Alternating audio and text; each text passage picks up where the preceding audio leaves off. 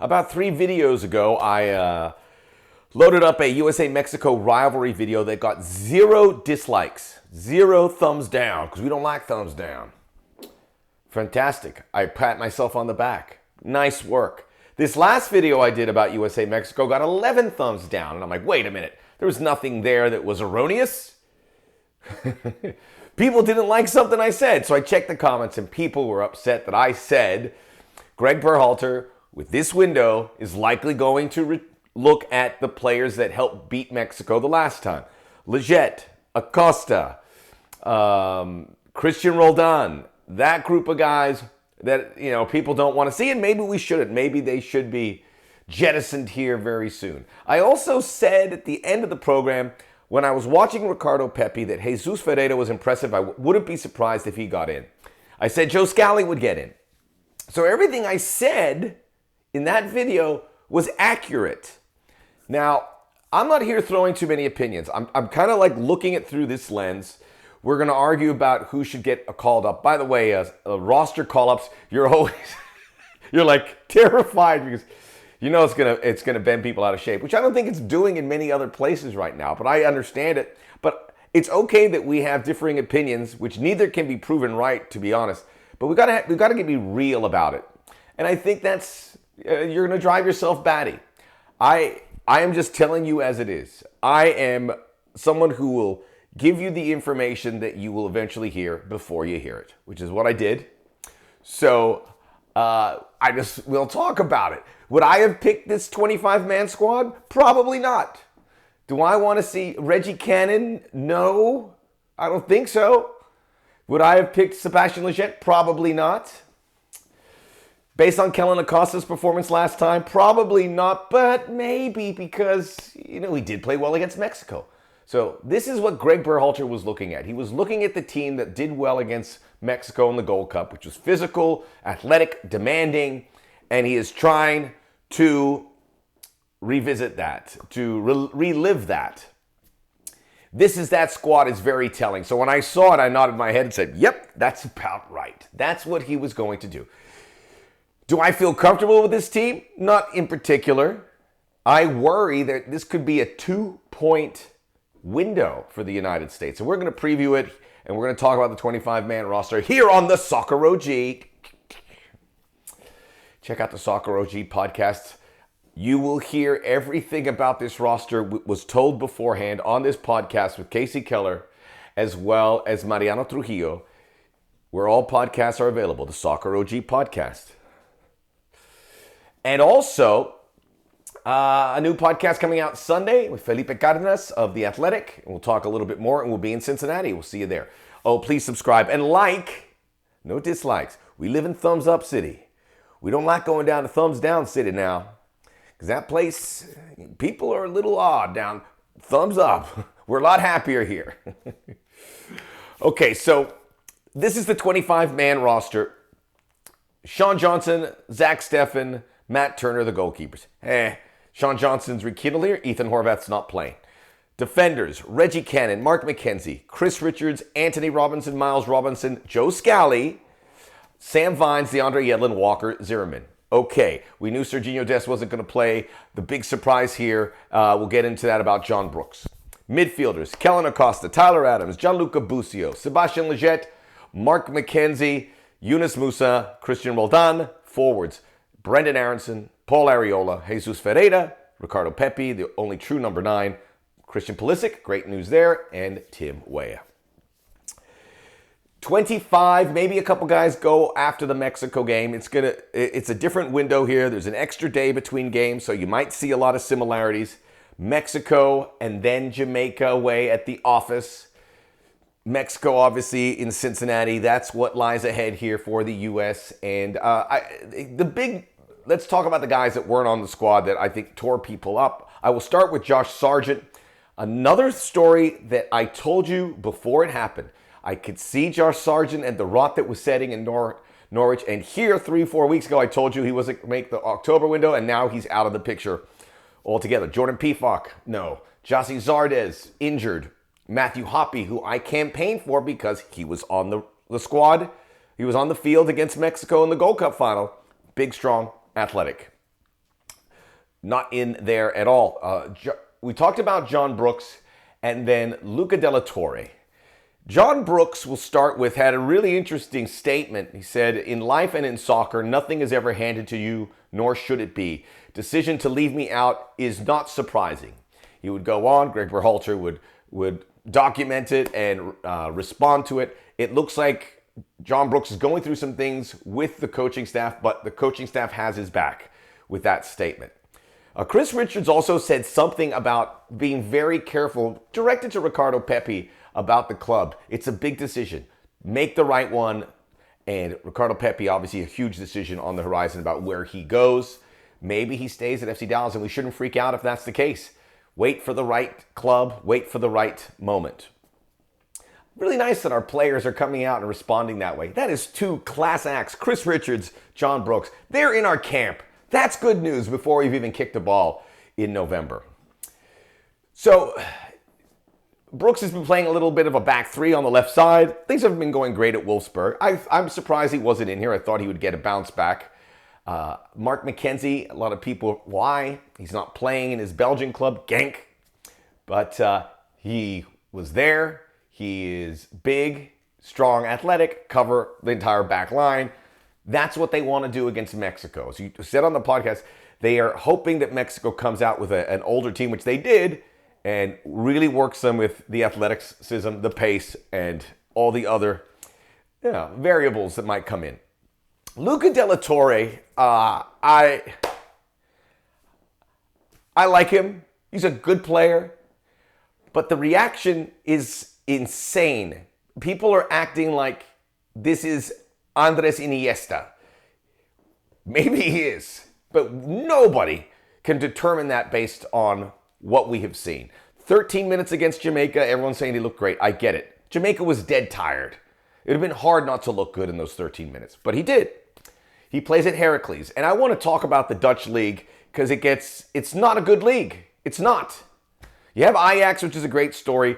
The next big clubs, Feyenoord and PSV Eindhoven, are not the same clubs they were many years ago. And then after that, you had Alkmaar, who had a nice run, but it's not a good league. And Heracles is mid to low table. I think they're in 13th. So we're not dealing with this. We're dealing with a guy who has to go through the motions. And for Luca Della Torre, would I have picked him over Sebastian Lletget? Yeah, probably. But I understand why Sebastian Lletget is there. Luca Della Torre has to get in line. And Gianluca Busio did the exact same journey. He is next in line in that midfield. And obviously the midfield will see. I'll get into my starting 11 here in a moment. But it is Della Torre probably gets in if he keeps going. He'll get into some the 2022 games. He's on a good trajectory. But he's always going to be behind Busio, who's had to check all of this. And now Busio is on the cusp. And Berhalter said this himself. He said Gianluca will be pushing for a starting spot. So don't be surprised if he maybe makes it into that Jamaica game. I don't think Mexico. Maybe for Musa, because he's in better form than Musa. Be very interesting there. So Della Torre, wait for spot. I'm not trying to put Della Torre down, but the amount of feedback on his behalf it doesn't add up. We all aren't watching the right? Okay. So now we move to the striker situation as well. And I think the midfield, I feel good. The Joe Scali edition, it was a no-brainer. He had to get him in. Serginho Dest is out. So you have Reggie Cannon, who really to me was one of the bigger surprises because over the weekend he finally played for Boa Vista and he had to come out of the game due to what was called a knee trauma. A severe trauma to his knee, which was reported. He's not coming. There he is. Then you have DeAndre Yedlin and you have Joe Scali. I would start Joe Scali because of the kind of talent he could do. I know they'd be worried if he makes mistakes as a right back. I feel comfortable that he won't put himself in those positions. I would place Joe Scali, but they probably go with DeAndre Yedlin. But maybe it's interesting. DeAndre Yedlin, I think you put in Scali, and then if it goes a little off, you bring someone in. Halftime, 60th minute. But Scali's been that impressive in his European time, and he got his call up here. But is it just going to be a ceremonial one, or is he actually going to get capped? About that, 33 players have been capped in qualifying, 25 making their first appearance. And the average age throughout the qualifying is just under 24 years of old, 23 in total. So the squad, we obviously were limited with some things. I mean, the big argument point right now, it seems like to me, is De La Torre. And John Brooks not being in there. But John Brooks himself kind of wiped his hands of it. So we have 4 or 5 locked-in starters. We're getting closer to making that a higher number. Who gets in that center back spot? We thought it would be Brooks with the development of Miles Robinson. It's not there yet. Now we know for sure that we have to find a permanent guy there. So Chris Richards coming up. Do you start him in Mexico? Or Walker Zimmerman, who had a good October run, does he continue? I'm going to talk really quickly about Mexico and a little bit about Jamaica because the U.S. may be catching Jamaica at a not ideal time. Mexico brought in the older guard, Herrera, Guardado, Nestor Araujo, who has been criticized a fair bit. Tata Martino's going with the veterans there, and that could be an opportunity for the U.S. The defense has been an issue, but I think the issue is because the midfield's opening the door for attacks, and I think the U.S. might be able to find some with the right arrangements of players. The Mexican side will have a lot of firepower on offense. This is as good as they have looked. Raul Jimenez, as we said in the last videos, looked really good coming back, starting and scoring for Wolves. You have Chucky Lozano, who scored in Europa League for Napoli. You have Tecatito playing there, and you have Rogelio Funes Mori. So, boom. That's going to be hard to handle. So maybe it's a high-scoring game. Wouldn't that be exciting? Then you have Jamaica.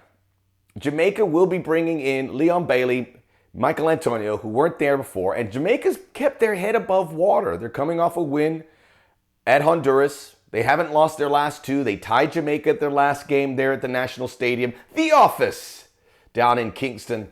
So they're trending. If they can get some good results here, they start with Panama away and then they get the U.S., they could get back into that number 4 position, certainly. Maybe if it goes bad for the U.S. or Canada, maybe they close up on one of those. Jamaica's going to be tough to get the points. So I'm setting it at 2 points. A point versus Mexico, a point versus Jamaica. I know, the horrible. I hope it's 4. I don't think it'll be 6. Maybe it's 3. Maybe they get a win and they lose a game. If it's 3, I think we're good. To be honest, this is a tough window. I think Jamaica's better than Honduras, certainly, Costa Rica, and El Salvador, and maybe Panama. So they're number 4. Paul Arriola, I'm going to leave you with this because the starting 11 that I have, this is a little bit of what I want to see and a lot of what I think is going to happen. So it's going to be Zach Steffen in goal, and that's another big discussion, Steffen or Turner. I think if Steffen plays any of the 2 games, it will be here, and he can help with the speed of the game and the playing out of the back, which is better, and on a nice home surface as opposed to down in Kingston. So I think Zach Steffen gets it. Maybe this is what Greg Berhalter was trying to do at the end of the October friendlies. The back, Anthony Robinson, still has to get a cross in for me or a couple. He'll be the starting left back. He's been solid in everything else. I think it's Walker Zimmerman alongside Miles Robinson centrally. I'm going to put Joe Scali in at right back. I think this could be the wow factor. Whoa, this is U.S. soccer development at its very best. 18-year-old all of a sudden starting at a very important position in a very important game. Midfield, McKennie, Adams, Musa. As we heard from Greg Berhalter, don't be surprised to see. This is what I see for Mexico. We'll see about the second game. We'll get to that as we preview and review each game. Yunus Musa, we'll put him in for now. And then here I'm talking. Brendan Aronson, Ricardo Pepi, Paul Arriola. Paul Arriola is going to start both games. I'm just preparing you for that now. He is going to start both games because I know what Greg Berhalter is trying to do. Would I like to see Tim Moya? Heck yeah. But Paul Arriola is going to start both games. I'm pretty confident in that. Christian Pulisic on the squad. Played 17 minutes, I think it was, for Chelsea. Yes, 17. Oh, no, that was Reggie Cannon who played 17 minutes. He played a cup of coffee there for Chelsea as they played Malmo. And I think he's going to get maybe closer to 30-35 in the game against Burnley. So he's not ready to start. He will come in at some point for Mexico. Maybe could start Jamaica. So he came in at the nick of time, and we still could use that. Certainly off the bench, it's going to be good. But he will not start. When he's ready to start, then we talk about who goes to the bench there. But that's the way it's going to look. It's okay to be nervous. I'm nervous. These things, this is high pressure situation for managers, and we'll know we'll see where Berhalter takes us after these 2 games. But there's nothing we can do about it. We're in his hands, and we're in this together. Remember, we're in this together. That's our team. We're teammates.